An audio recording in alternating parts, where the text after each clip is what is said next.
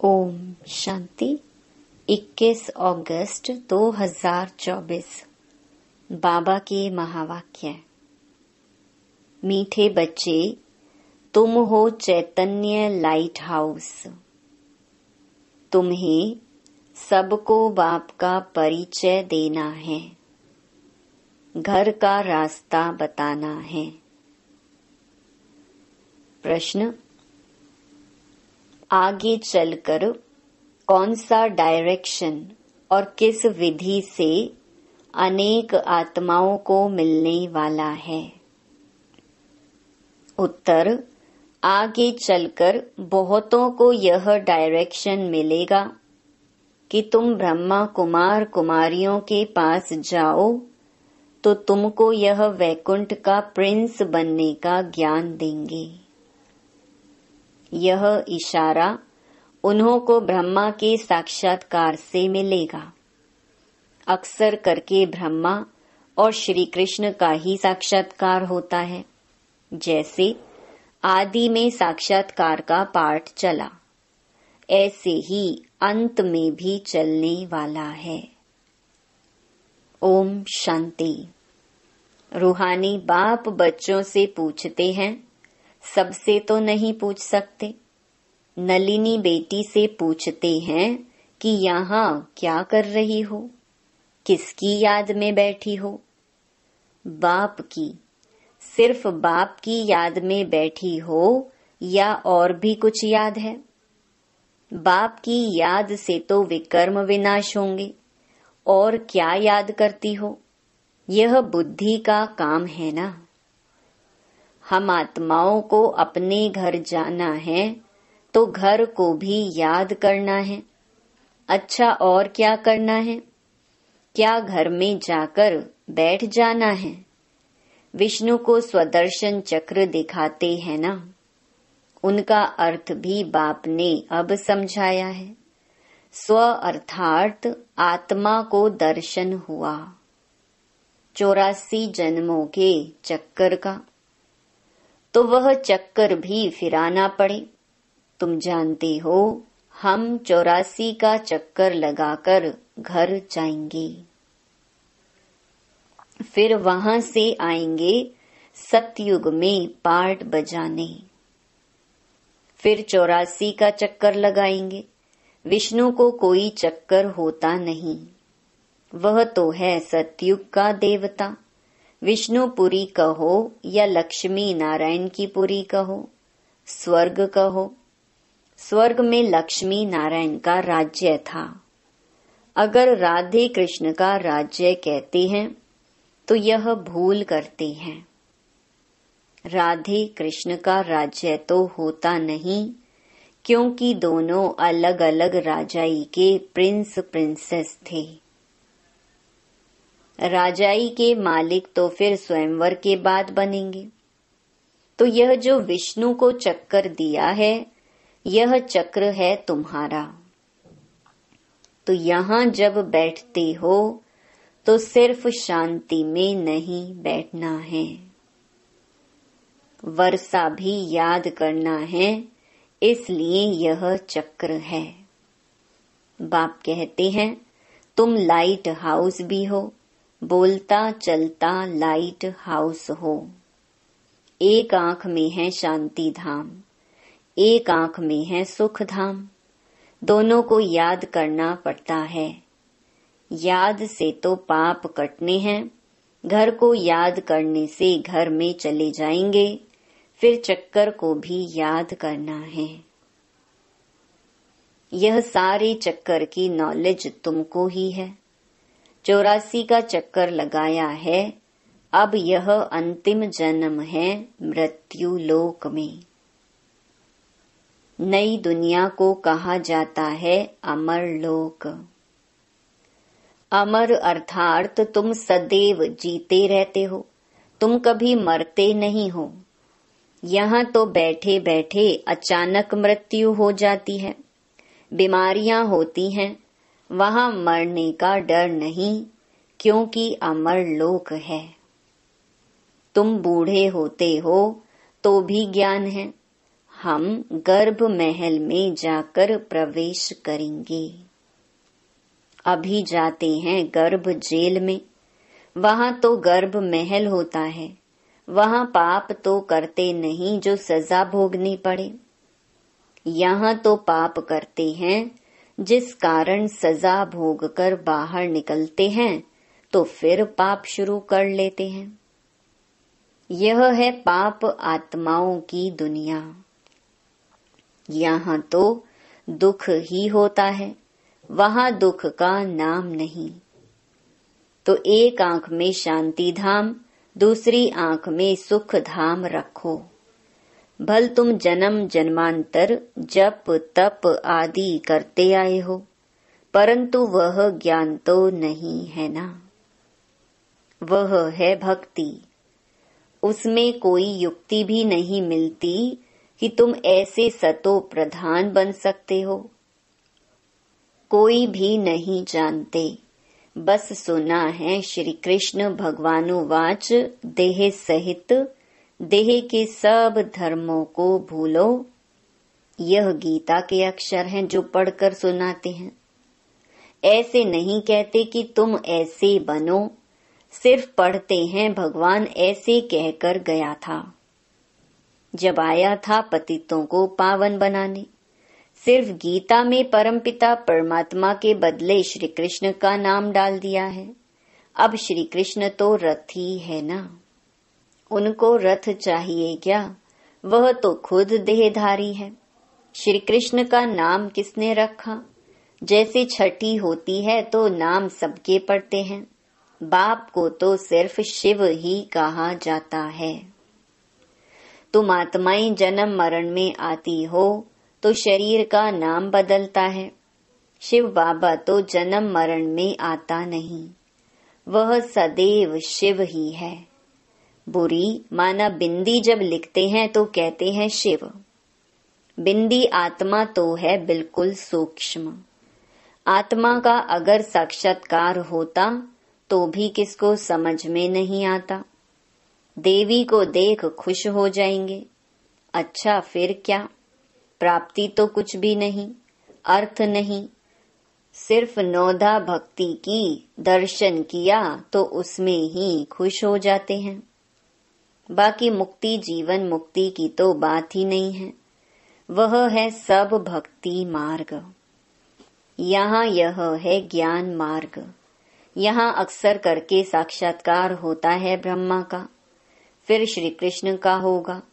कहेंगे इस ब्रह्मा के पास जाओ तो तुम कृष्णपुरी व वैकुंठ में जाएंगे।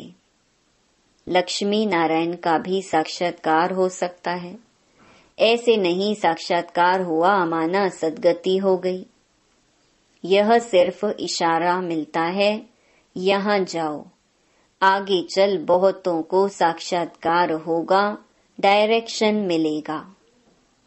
तुम्हारा त्रिमूर्ति भी अखबार में पढ़ता है, ब्रह्मा कुमारियों का नाम भी पढ़ता है, तो ब्रह्मा का ही साक्षात्कार होगा कि इनके पास जाने से तुमको यह वैकुंठ का प्रिंस बनने का ज्ञान मिलेगा। जैसे अर्जुन को विष्णु का और विनाश का साक्षात्कार हुआ। बाप कहते हैं तुमको कमल फूल समान बनना है, परंतु स्थायी तो तुम नहीं रहते हो, इसलिए अलंकार विष्णु को दे दिए हैं। नहीं तो देवताओं को शंख आदि की दरकार है क्या? मुख से सुनाने को शंख ध्वनि कहा जाता है। कमल का राज भी बाप समझाते हैं। तुम ब्राह्मणों को इस समय कमल फूल समान बनना है। गदा है 5 विकारों रूपी माया को जीतने की। बाप उपाय बताते हैं, मामेकम याद करो तो तुम्हारे विकर्म विनाश होंगे। श्रीमत पर चलकर पतित पावन बाप को याद करो। दूसरा तो कोई पतित पावन है नहीं सिवाय एक बाप के।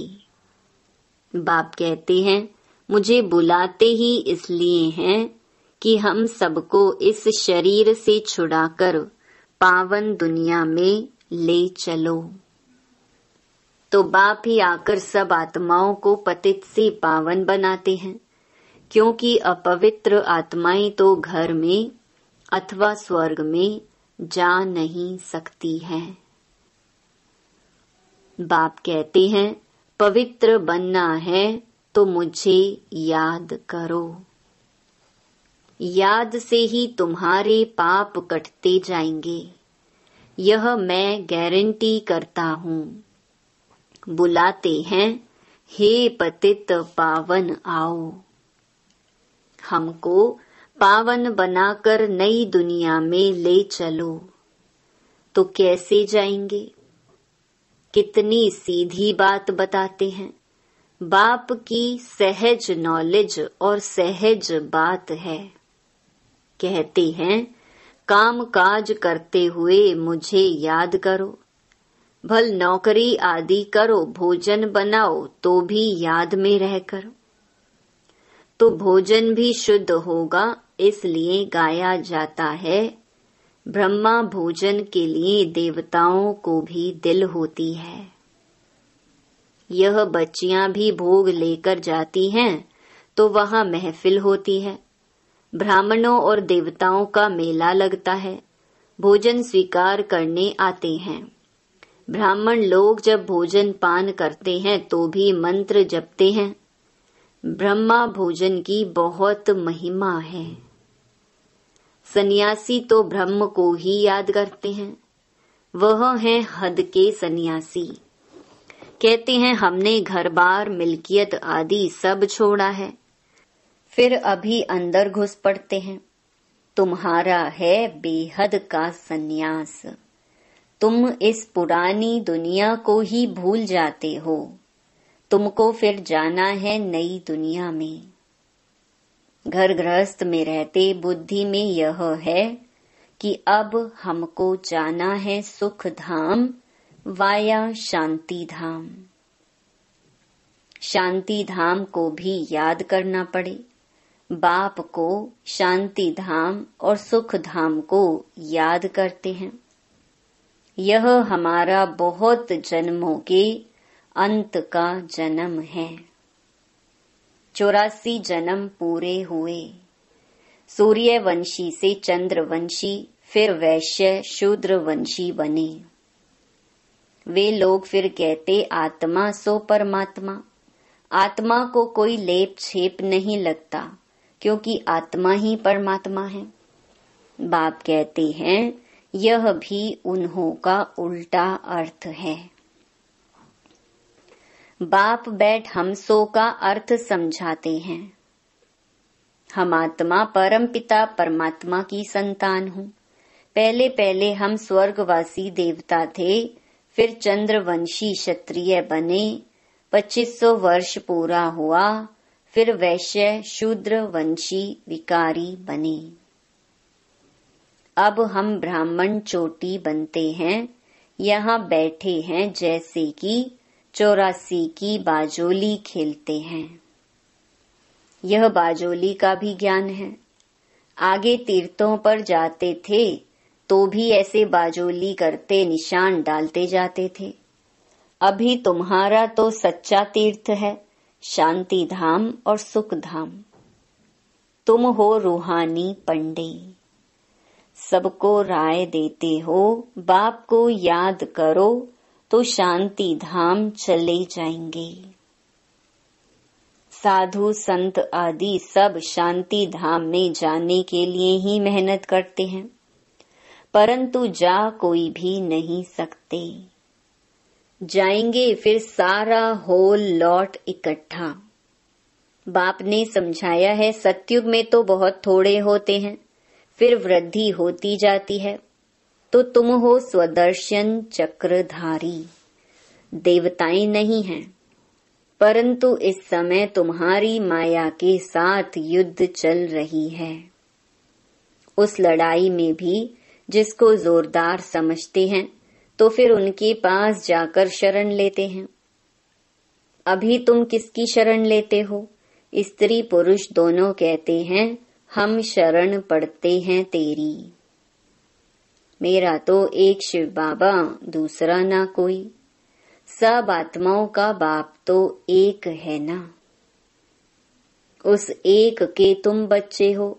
साधु संत तो एक नहीं है। अनेक भगवान हो जाते हैं। जो घर से रूठे वह भगवान।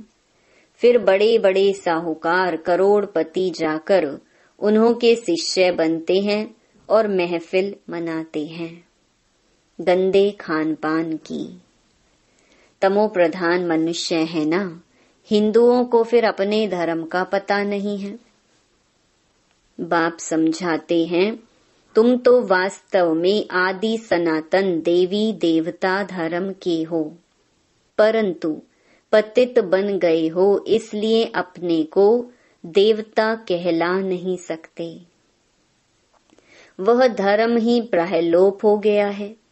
मनुष्य कितने विकारी क्रिमिनल आई वाले हैं। एक मिनिस्टर बाबा के पास आया था।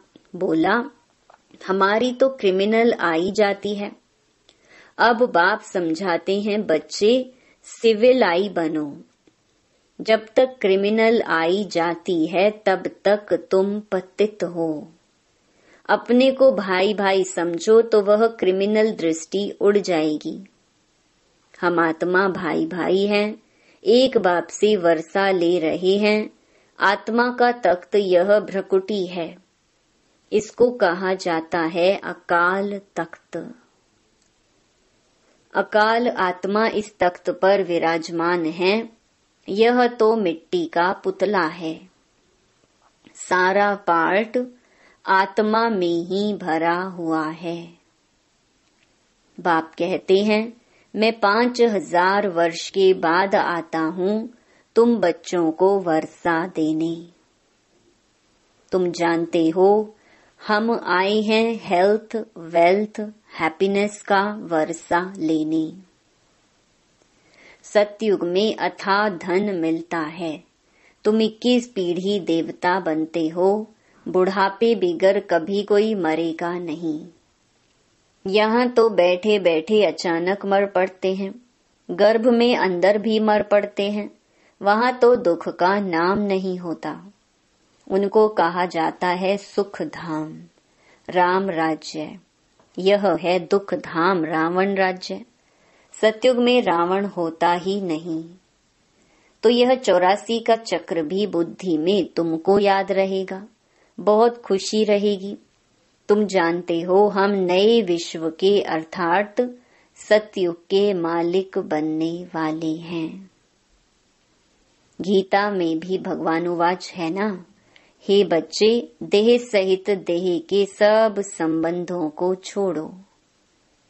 अपने को आत्मा समझ मां मेकम याद करो।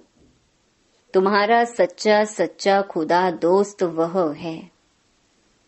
अल्लाह अवलदीन का नाटक, हातम ताई का नाटक सब इस समय के हैं। अभी मनुष्य कितना माथा मारते रहते हैं, बच्चे कम पैदा हों। बेहद का बाप कितना कम कर देते हैं। सारे विश्व में सतयुग में 9 लाख आबादी जाकर रहती है। बाकी इतने करोड़ों मनुष्य होते ही नहीं। सब मुक्ति धाम, शांति धाम में चले जाएंगे। यही तो करामत की बात है ना। एक देवी देवता धर्म का फाउंडेशन लगाकर बाकी सब विनाश कर देते हैं। यह 84 का चक्कर अच्छी रीति बुद्धि में बिठाना है। यह है स्वदर्शन चक्र। बाकी चक्कर से कोई का गला आदि नहीं काटना है। शास्त्रों में फिर श्री कृष्ण के लिए हिंसक बातें लगा दी हैं। सबको स्वदर्शन चक्र से मारा। यह भी ग्लानि हुई ना, कितना हिंसक बना दिया है। तुम डबल अहिंसक बनते हो। काम कटारी चलाना यह भी हिंसा है। देवताओं को तो पवित्र कहा जाता है। योगबल से जबकि विश्व के मालिक बन सकते हो, तो योगबल से बच्चे क्यों नहीं पैदा हो सकते हैं। साक्षात्कार होगा, अब बच्चा होना है। बाबा तो समझते हैं अभी यह पुराना शरीर छोड़ेंगे और गोल्डन स्पून इन माउथ। तुम भी समझते हो हम अमर लोक में जन्म लेंगे तो गोल्डन स्पून इन माउथ होगा। गरीब प्रजा भी चाहिए ना, दुख की कोई भी बात होती ही नहीं है। प्रजा के पास थोड़े ही इतना धन माल आदि होता है, बाकी हाँ सुख होगा, आयु बड़ी होगी। राजा रानी साहूकार प्रजा सब चाहिए ना। अच्छा, मीठे मीठे सिकिलधे बच्चों प्रति मात पिता बाप दादा का याद प्यार और गुड मॉर्निंग। रूहानी बाप की रूहानी बच्चों को नमस्ते। धारणा के लिए मुख्य सार। पहला, बाप की याद के साथ साथ खुशी में रहने के लिए 84 के चक्कर को भी याद करना है। स्वदर्शन चक्र फिराना है, खुदा को अपना सच्चा दोस्त बनाना है। दूसरा, डबल अहिंसक बनने के लिए क्रिमिनल आई को बदल सिविल आई बनानी है। हम आत्मा भाई भाई हैं, यह अभ्यास करना है। वरदान, सर्वशक्तिमान बाप को कंबाइंड रूप में साथ रखने वाले सफलता मूर्त भव। जिन बच्चों के साथ सर्वशक्तिमान बाप कंबाइंड है, उनका सर्व शक्तियों पर अधिकार है, और जहाँ सर्व शक्तियां हैं वहाँ सफलता ना हो, यह असंभव है। यदि सदा बाप से कंबाइंड रहने में कमी है तो सफलता भी कम होती है। सदा साथ निभाने वाले अविनाशी साथी को कंबाइंड रखो तो सफलता जन्म सिद्ध अधिकार है, क्योंकि सफलता मास्टर सर्वशक्तिमान के आगे पीछे घूमती है। स्लोगन, सच्चे वैष्णव वह हैं जो विकारों रूपी गंदगी को छूते भी नहीं। ओम शांति।